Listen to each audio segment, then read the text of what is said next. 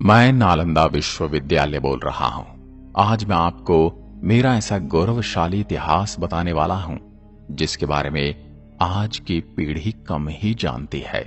हां, मैं वही विश्वविद्यालय हूं जो एशिया की सबसे बड़ी यूनिवर्सिटी हुआ करता था। लेकिन एक नरभक्षी, पागल, राक्षस, क्रूर और सन की तुर्की शासक बख्तियार खिलजी ने मुझे और मेरे पुस्तक भंडार को जलाकर राख कर दिया था। महीनों तक मैं जलता रहा, किसी ने मेरी सुध नहीं ली।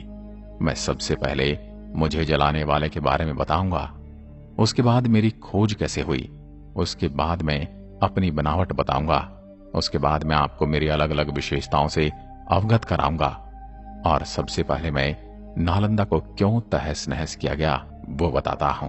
मेरी कहानी सुनोगे तो भारत के लाडलों, तो आपकी आंखें भी भीग जाएंगी। क्रंदन भरी आंखें और रुंधे हुए गले के साथ मैं आज सुनाता हूं मेरी कहानी। मेरे प्रांगण में 10,000 से ज्यादा विद्यार्थी पढ़ा करते थे और उनको पढ़ाने के लिए 1600 से अधिक पंडित आचार्य हमेशा मौजूद थे। एक समय की बात है, बख्तियार खिलजी नाम के क्रूर लुटेरे और मूर्ति पूजकों के विरोध की तबीयत खराब हो गई। किसी गंभीर बीमारी ने उसे जकड़ लिया था। उसने अपने नीम हकीमों से बहुत इलाज करवा लिया, लेकिन उसकी तबीयत ठीक नहीं हुई। उस समय एक यात्री मेरे प्रांगण में घूमते हुए सभी विषय पर पढ़ने वाले आचार्यों से भेंट करते हुए मोहम्मद बख्तियार खिलजी के राज्य में जा पहुंचा। वहां उसे पता चला कि वो अभी बीमार है, तो मिल नहीं सकता। उस यात्री के विशेष आग्रह पर बख्तियार खिलजी मिलने के लिए तैयार हुआ। यात्री ने मिलते ही बख्तियार खिलजी को सलाह दी कि विश्व प्रसिद्ध नालंदा विश्वविद्यालय में मेडिसिन विभाग के प्रमुख पंडित राहुल श्री बद्र जी आपका इलाज करके आपको ठीक कर सकते हैं। फिर क्या था, पंडित राहुल श्री बद्र जी से इलाज की इच्छा प्रकट की, लेकिन बख्तियार खिलजी ने एक शर्त रखी थी कि मैं किसी भी प्रकार की भारतीय पद्धति से बनाई गई दवा नहीं खाएगा, क्योंकि ये काफिरों के द्वारा बनाई गई है। फिर कुछ समय के बाद राहुल जी श्री बद्र ने कुरान की प्रति लेकर खिलजी के पास गए और ये सलाह दी कि प्रतिदिन कुरान की प्रतियां आप पढ़ेंगे तो आप ठीक हो जाओगे। ये मेरा दावा है। उसके कुछ दिनों तक खिलजी ने कुरान की प्रतियां दिन में कई बार पढ़ी और उसने महसूस किया कि उसके स्वास्थ्य अब ठीक होने लगा है। उसके बाद उसने पता लगाया कि मैं ठीक कैसे हो गया। तो उसे पता चला कि पंडित राहुल श्री बद्र जी ने कुरान की प्रतियों पर दवाई का लेप लगा दिया था। जिनको पता था कुरान पढ़ने वाले खिलजी हमेशा पन्ने पलटते समय हाथ पर थूक लगाता है, इस माध्यम से शरीर में दवा का असर हुआ और वो ठीक हो गया। उसी के तुरंत बाद खिलजी को यह बात सहन नहीं हुई कि मेरे नीम हकीमों से मैं ठीक नहीं हुआ, परंतु काफिर की दवाई ने मुझे ठीक कर दिया। मेरे हकीमों से ज्यादा ज्ञान उन आचार्य और पंडितों में है। मन ही मन में मेरे प्रति उसके मन में द्वेष पैदा हो गया। मैं नालंदा विश्वविद्यालय पूर्ण रूप से शांति का संदेश देने वाले भगवान बौद्ध से प्रेरित था। जगह जगह पर भगवान बुद्ध की प्रतिमाएं और स्तूप बनाए गए थे। हर आचार्य, पंडित, हर विषय में परिपूर्ण बड़े बड़े ज्ञानी और बड़े विद्यार्थी सभी भगवान बौद्ध के सामने नतमस्तक होकर शिक्षा ग्रहण करते थे। ये बात खिलजी को सहन नहीं हुई, क्योंकि वो एक मूर्ति भंजक था। मूर्ति पूजकों को मारना वो अपना धर्म समझता था और एक मूर्ति पूजक द्वारा इसका इलाज करके ठीक करना उसे अपने धर्म की तौहीन नजर आई। फिर अचानक एक दिन मैंने असंख्य घोड़ों के पैरों की टाप सुनी, कंपन को अपनी ओर आते महसूस किया। लेकिन मैं तो शांति और शिक्षा के लिए विश्व में विख्यात था। मुझे किस बात का डर था। खिलजी और उसके घुड़सवारों ने मेरे सभी दरवाजों को बाहर से बंद किया और एक टोली अंदर घुस गई। उसके बाद मैंने जो क्रूर खेल देखा, मेरे प्रांगण में जो शब्दों में बयान नहीं कर सकता। कहना बड़ा आसान है, लेकिन जो मैंने अपने आचार्य, पंडित और विश्व के अलग अलग कोने से आए विद्यार्थियों का टपकता खून देखा, मैंने अपनी नंगी आंखों से देखा, उसको बताना कठिन है। हजारों शिक्षकों को पल भर में मार दिया गया। शांति के संदेश को फैलाने वाले असहाय खाली हाथ वाले मौजूद सभी को खिलजी की मूर्ति पूजक विरोधी मानसिकता ने मार दिया। कुछ भागने में कामयाब हो गए तो कुछ महत्वपूर्ण पांडुलिपियों को कपड़े में छुपाकर अपने साथ ले गए, जो तिब्बत की ओर भागे, और उन्हीं पांडुलिपियों की सहायता से बौद्ध धर्म और शांति का प्रसार तिब्बत में हुआ। मैंने अपनी इन्हीं आंखों से वो खूनी खेल देखा, जो क्रंदन दृश्य 10,000 विद्यार्थियों के साथ साथ सभी आचार्य, पंडित और शिक्षकों को मार दिया गया। उनका कसूर ये था कि वो मूर्ति पूजक थे। मूर्ति में अपनी आस्था रखते थे। उन सभी मूर्ति पूजकों को मूर्ति पूजा का दंड मिला। मेरे परिसर में मैंने ऐसा खूनी खेल देखने की कभी कल्पना भी नहीं की थी। मैं तो शांति का मंदिर था। जब सभी मूर्ति पूजकों को मार दिया गया तो खिलजी ने आदेश दिया कि मेरे पूरे परिसर को आग लगा दी जाए, मुझे खंडित करके तहस नहस कर दिया जाए। मेरे बच्चों, अगर मुझ में प्राण होते तो मैं चल फिर सकता तो सभी रिसर्च पेपर को छुपा देता, ताकि मेरी आने वाली पीढ़ी हजारों सालों की मेहनत को पढ़कर फिर से ज्ञान प्राप्त कर सके। लेकिन मैं ये कर न सका। मुझे सबसे अधिक पीड़ा उस समय हुई जब मेरे परिसर में मौजूद पुस्तकालय में आग लगा दी गई। मेरे बच्चों, उस पुस्तकालय में भारत का भविष्य था। धू धू कर जलते हुए मेरे परिसर में मौजूद तीनों पुस्तकालय की इमारत देखकर मैं खुद को रोक न सका और जोर जोर से चिल्लाकर रोने लगा। लेकिन मेरी कोई सुनने वाला न था। वहां पर सब मूर्ति पूजकों के विनाश करने वाले ही मौजूद थे। मुझे और मेरे परिसर को भी मूर्ति पूजकों के साथ मूर्ति को सहेज कर रखने का दंड मिला। मैं पूरी तरह धू धू कर जलता रहा और मैंने आंखें बंद कर ली। पूरे 6 महीने तक मेरी विश्वविख्यात पुस्तकालय में आग जलती रही और भारत का भविष्य जलते हुए मैंने उसके ताप को महसूस किया। पूरी तरह से तहस नहस वीरान खड़ा मैं कई शताब्दियों के धूल मिट्टी में से आंखों से ओझल हो गया। मेरा खंडहर रूप देह जो बचा था वो धूल और मिट्टी के नीचे दब गया और अंदर ही अंदर अपने वजूद को मिटते हुए अंधकार में दिन बीतने लगे। फिर एक दिन ऐसा आया जब मेरी खोज करने वाले एक अंग्रेज अफसर को 19वीं सदी में एक चाइनीज यात्री की डायरी मिली, जिसमें उस यात्री ने मेरे बारे में कुछ लिखा था। एक दिन वो अंग्रेज अफसर डायरी में लिखे हुए पते पर पहुंचा तो उसे ऐसा कोई सबूत नहीं मिला, लेकिन वहीं टहलते उसे कुछ 5वीं शताब्दी की ईंटों के अवशेष मिले। उसने हल्का अपने ही हाथों से खरोच कर देखा तो नीचे एक के ऊपर एक ईंटों से सजी हुई दीवारें महसूस हुई। फिर कुछ दिनों पश्चात उसने उस जगह पर खुदाई करके मेरे पूरे अवशेष को दुनिया के सामने लाया। उस चाइनीज ने डायरी में लिखे यात्रा के विवरण के अनुसार नालंदा विश्वविद्यालय में 1500 शिक्षकों के साथ 10,000 से भी ज्यादा विद्यार्थी अध्ययन करते थे। लगभग 108 विषय पर मेरी प्रांगण में पढ़ाई करते थे विद्यार्थी।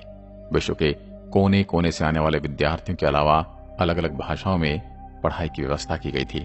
100 से ज्यादा भवन और इमारतें बनी हुई थी। हर भवन में कुएं की व्यवस्था थी। जगह जगह स्टडी हॉल, जगह जगह पढ़ने का प्रांगण, प्रार्थना का प्रांगण और रहने की व्यवस्था थी। रहने के लिए प्रत्येक विद्यार्थी के लिए अलग अलग कमरे बने हुए थे। हर कमरे में रोशनी की व्यवस्था थी।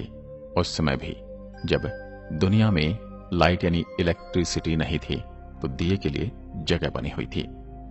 कई देशों के विद्यार्थी मेरे प्रांगण में पढ़ने आते थे। उसी डायरी के अनुसार 10 विद्यार्थियों में से सिर्फ 3 विद्यार्थी मेरे प्रांगण में पढ़ने योग्य माने जाते थे। अर्थात जो भी विद्यार्थी मेरे यहां पढ़ने के इच्छुक होकर आते थे उनका एक साक्षात्कार होता था। 10 विद्यार्थियों में से सिर्फ 3 ही प्रवेश पा सकते थे। 10 किलोमीटर लंबी और 5 किलोमीटर चौड़ी परिधि के अंदर मेरा निर्माण था। आज भी विश्व में ऐसा कोई विश्वविद्यालय नहीं है जो मेरी टक्कर ले सके। 19वीं सदी में मेरा 5% भाग ही खुदाई करके निकाला गया। उसके बाद खुदाई बंद कर दी गई। लेकिन फिर दौर आया नरेंद्र मोदी जी का। उसके बाद 2016 में मेरी फिर से खुदाई प्रारंभ हुई। उसके बाद यूनेस्को द्वारा मेरे प्रांगण को विश्व धरोहर में शामिल किया गया। इसलिए अभी मेरे अवशेषों को निकालने और सहेज कर रखने की जिम्मेदारी यूनेस्को द्वारा संभाली जाती है। मुझे मुख्यतः 3 राजाओं ने मिलकर बनाया था। इसमें पहले राजा थे कुमारगुप्त, जो मगध के बहुत बड़े राजा थे। मगध की राजधानी राजगिरा होती थी, जो मेरे विश्वविद्यालय के प्रांगण से 15 किलोमीटर की दूरी पर स्थित थी। कुमारगुप्त ने 500 ईस्वी में नालंदा विश्वविद्यालय के रूप में मेरी स्थापना की थी। 5वीं सदी थी। आप जिस स्थान पर आज आए हैं वो लगभग 1600 वर्ष पूर्व एक विश्वविद्यालय हुआ करता था। फिर दूसरे थे कन्नौज के राजा हर्षवर्धन। उन्होंने मेरे प्रांगण की दूसरी मंजिल का निर्माण कराया लगभग 7वीं शताब्दी में, और मेरी ख्याति दूर दूर तक फैलने लगी। उसके पश्चात तीसरे थे राजा देवपाल, जो बंगाल के राजा 9वीं शताब्दी में आए और मुझे देखकर प्रसन्न हो गए। फिर उन्होंने मेरी ख्याति को और बढ़ाते हुए तीसरी मंजिल का निर्माण किया। फिर इस विश्वविद्यालय के नाम और उपनामों के पीछे 3 राज्यों का नाम सबके ऊपर लिखा जाता है, जिनमें गुप्त वंश, हर्ष वंश और पाल वंश। जो भी मेरे लिए ईश्वर रूप उन राजाओं के पद चिन्हों की आहट में सुन सकता हूं। मेरे यहां छात्रों के रहने के लिए 300 कक्ष बने थे, जिनमें अकेले या 1 से अधिक छात्रों के रहने की व्यवस्था थी। 1 या 2 भिक्षु छात्र एक कमरे में रहते थे। कमरे छात्रों को प्रत्येक वर्ष उनकी अग्रिमता के आधार पर दिए जाते थे। इसका प्रबंधन स्वयं छात्रों द्वारा छात्र संघ के माध्यम से किया जाता था। यह विश्व का प्रथम पूर्णतः आवासीय विश्वविद्यालय था। इस विश्वविद्यालय में 3 श्रेणियों के आचार्य थे, जो अपनी योग्यता अनुसार प्रथम, द्वितीय और तृतीय श्रेणी में आते थे। नालंदा के प्रसिद्ध आचार्यों में शीलभद्र, धर्मपाल, चंद्रपाल, गुणमती और स्थिरमती प्रमुख थे। ह्युनसांग के समय इस विश्वविद्यालय के प्रमुख शीलभद्र थे, जो एक महान आचार्य, शिक्षक और विद्वान थे। प्रवेश परीक्षा अत्यंत कठिन होती थी और इसके कारण प्रतिभाशाली विद्यार्थी ही प्रवेश पा सकते थे। उन्हें 3 कठिन परीक्षाओं के स्तरों को उत्तीर्ण करना होता था। यह विश्व का प्रथम ऐसा दृष्टांत है। शुद्ध आचरण और संघ के नियमों का पालन करना अत्यंत आवश्यक था। यह महायान के प्रवर्तक नागार्जुन, वसुबंधु, असंग तथा धर्म कीर्ति की रचनाओं का सविस्तार अध्ययन होता था। वेद, वेदांत और सांख्य भी पढ़ाए जाते थे। व्याकरण, दर्शन, शल्य विद्या, ज्योतिष, योग शास्त्र तथा चिकित्सा शास्त्र भी पाठ्यक्रम के अंतर्गत थे। मेरी यानी नालंदा की खुदाई में मिले अनेक कांसे की मूर्ति के आधार पर कुछ विद्वानों का मत है कि कदाचित धातु की मूर्तियां बनाने का विज्ञान का भी अध्ययन होता था। यहाँ खगोल शास्त्र अध्ययन के लिए एक विशेष विभाग था। छात्रों को किसी प्रकार की आर्थिक चिंता न थी। उनके लिए शिक्षा, भोजन, वस्त्र, औषधि और उपचार सभी निःशुल्क थे। राज्य की ओर से विश्वविद्यालय को 200 गांव दान में मिले थे, जिनसे प्राप्त आय और अनाज से उनका खर्च चलता था। विश्वविद्यालय परिसर के विपरीत दिशा में एक छोटा सा पुरातात्विक संग्रहालय बना है। इस संग्रहालय में खुदाई से प्राप्त अवशेषों को रखा गया है। उसमें भगवान बुद्ध की विभिन्न प्रकार की मूर्तियों का अच्छा संग्रह है। इनके साथ ही बुद्ध की टेराकोटा मूर्ति और प्रथम शताब्दी की 2 मर्तबान भी इस संग्रहालय में रखे हुए हैं। इसके अलावा इस संग्रहालय में तांबे की प्लेट, पत्थर पर खुदे अभिलेख, सिक्के, बर्तन तथा 12वीं सदी के चावल के जले हुए दाने रखे हुए हैं। बड़गांव नालंदा का निकटतम गांव है।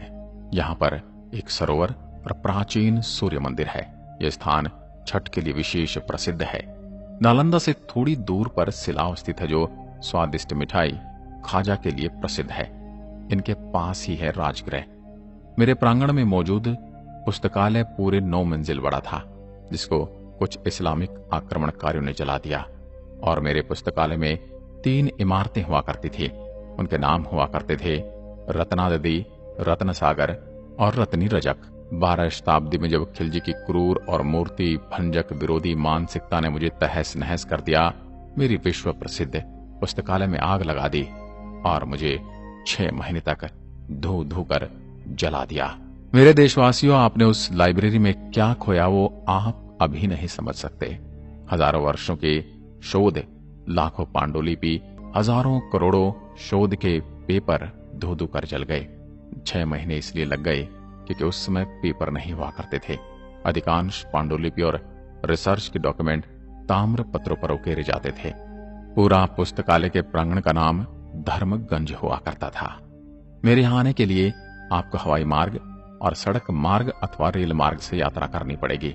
हवाई मार्ग के लिए निकटतम एयरपोर्ट यहाँ से 89 किलोमीटर दूर निकटतम हवाई अड्डा पटना का जयप्रकाश नारायण हवाई अड्डा है।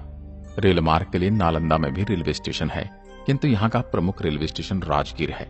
राजगीर जाने वाली सभी ट्रेन नालंदा होकर जाती हैं। सड़क मार्ग, नालंदा सड़क मार्ग द्वारा कई निकटवर्ती शहरों से जुड़ा है। अगर आप राजगीर से आते हैं तो 89 किलोमीटर दूर पड़ता हूँ। वहीं आप गया से आते हैं तो 89 किलोमीटर दूर स्थित हूँ, लेकिन बोध गया से आते हैं तो मैं 110 किलोमीटर की दूरी पर हूं। मैं नालंदा विश्वविद्यालय आपको आमंत्रित करता हूं। तो महानुभावों, मेरे बारे में आपके दिमाग में कुछ तो प्रतिक्रिया जरूर आई होगी। वो मुझे कमेंट सेक्शन में लिखकर बताइए, ताकि मुझे पता चल सके कि आप मेरे बारे में क्या सोचते हैं। मिलता हूं एक और पटकथा के साथ। तब तक के लिए नमस्कार। जय हिंद, जय भारत।